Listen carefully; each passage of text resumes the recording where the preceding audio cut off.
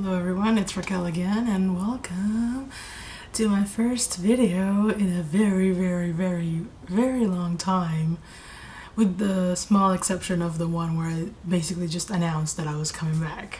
Yes, we're getting there. We're getting close to a consistent routine. I promise you, I've been working on this for a while, a very long while. I thought that I would start off easy with a nice, fairly superficial video compared to this deep stuff that I usually like to talk about. So I'm gonna tell you my experience with, as you know by the title of this video, a 30-day internet detox period.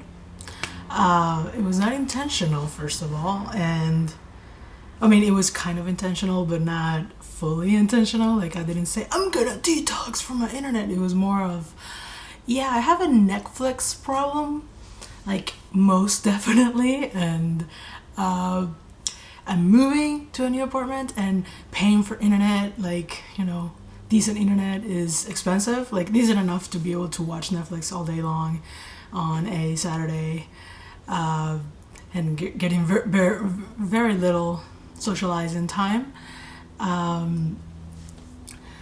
You know, that's expensive.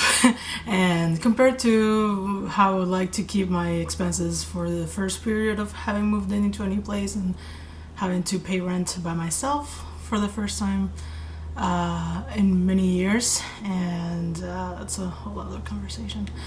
But the point is, I was trying to get away from wasting my life away watching anything online, like watching all this endless streaming. That was my main problem, because I quit television back in 2011-ish, 11-ish, and I remember having only like HBO for a little while, just so that I could get HBO Go. This was before it was popular, you know, because it was 2011, 2012.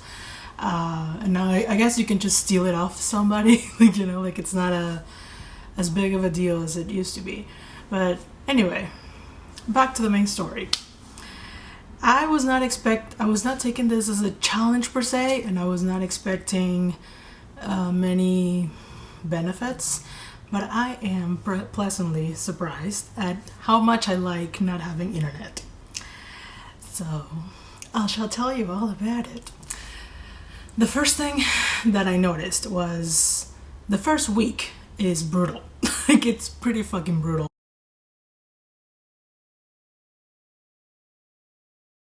I went through a period where I was recovering from an injury, and I was watching Netflix and some kind of streaming so much of the time because I was disabled. I couldn't work, I couldn't do anything, and I had to do all this, you know, my rehab stuff, and then, like, I had nothing else to do.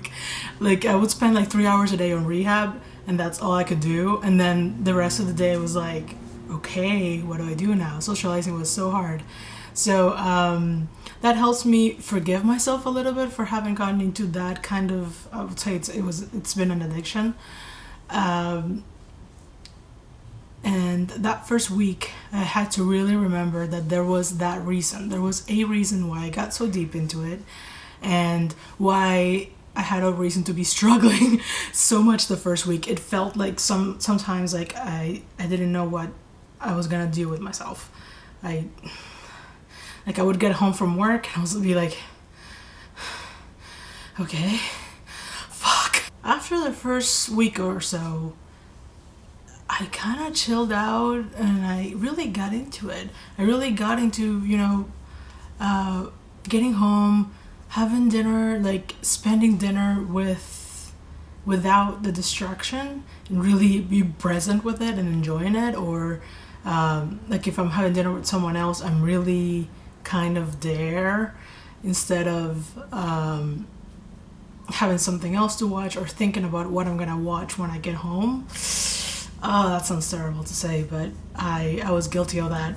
I would, yeah, man, I think it's been an addiction. But anyway, so I'm trying to use my hands more. Do you like it? Yes. I'm trying. It's hopefully this helps keep you engaged and entertained a little bit. So, okay, back to the story. That was one of the things that I learned, that I actually really like spending more time with myself. I'm actually really nice to spend time with. Who knew? Like, I wouldn't have known that if I had something to distract myself with every single hour of every single day. So now I can settle into myself, if that makes any sense. And the second thing that I noticed was, with all that extra time on my hands, I had a lot more space for introspection, a lot more space for, journaling and brain dumping and meditating and doing all these things that I always, the self-care things that that you should do, but you always find something better to do. So you never end up actually doing the thing that it's supposed to be helpful. Wow, that helped a lot. Like, wow. I'm still shocked at how many realizations and how many things are coming up.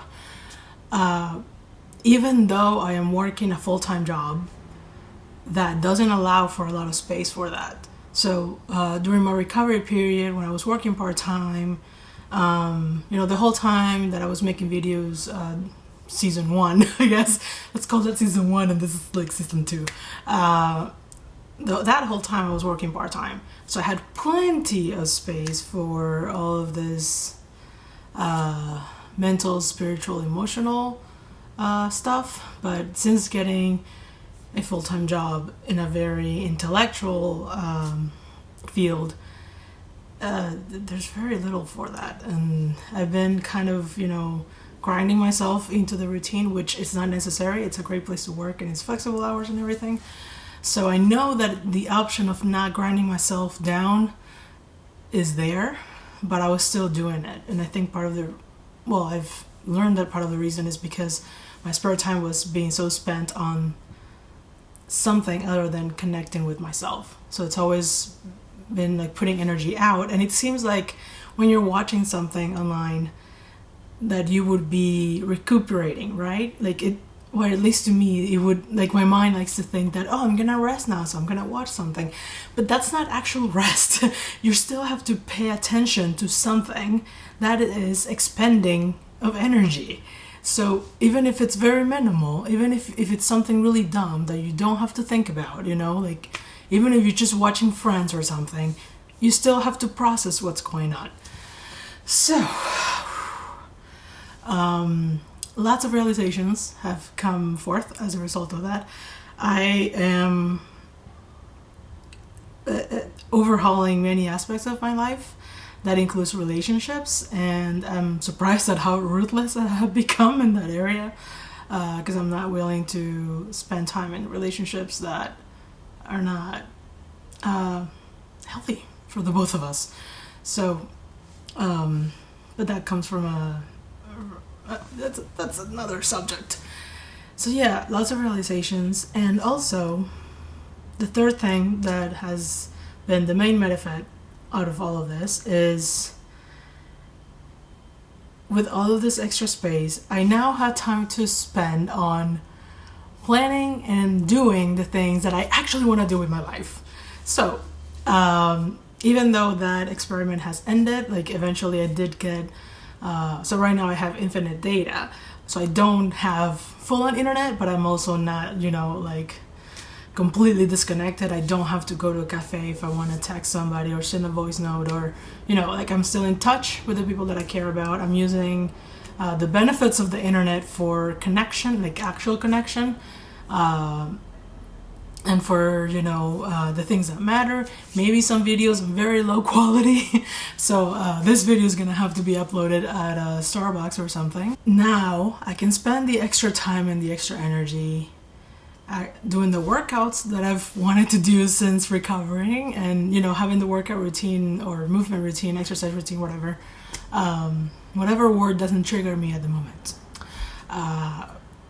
I can spend time on that. I can spend time flirting and dating, which feels really good to do for the first time in a very long time, I have to say. It feels like coming back to life, I can spend time cooking, prepping my meals.